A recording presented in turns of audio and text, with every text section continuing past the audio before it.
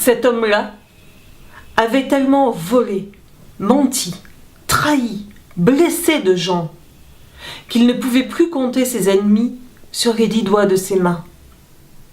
Certains d'entre eux voulaient même sa peau.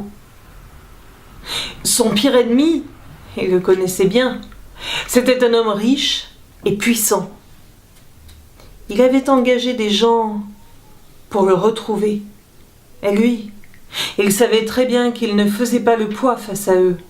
Et il savait très bien qu'il ne pourrait pas leur échapper encore bien longtemps. En désespoir de cause, il s'était retourné vers la magie noire. Il était allé consulter une sorcière de bonne renommée, une vieille d'entre les vieilles.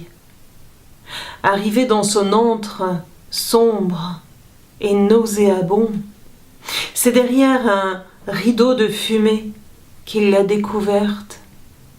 À chaque pincée d'ingrédients qu'elle plongeait dans son bouillon, la fumée montait.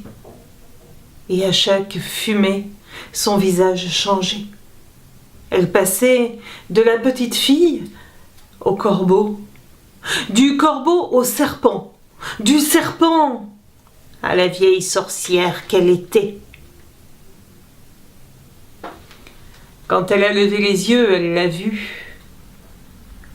Elle lui dit « Qu'est-ce que tu viens faire ici ?»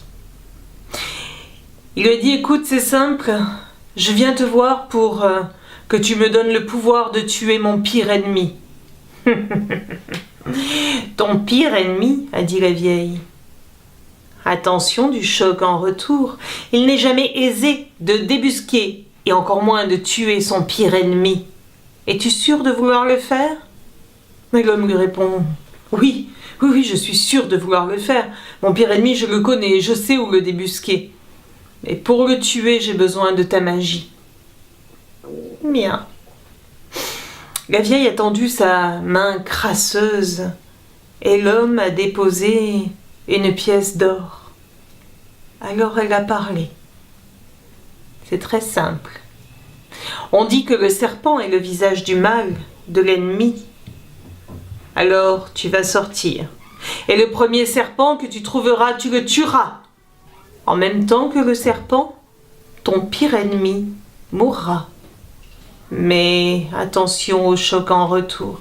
Il n'est jamais aisé de savoir qui est son pire ennemi. Oh, mon pire ennemi, je sais très bien qui il est et où il est.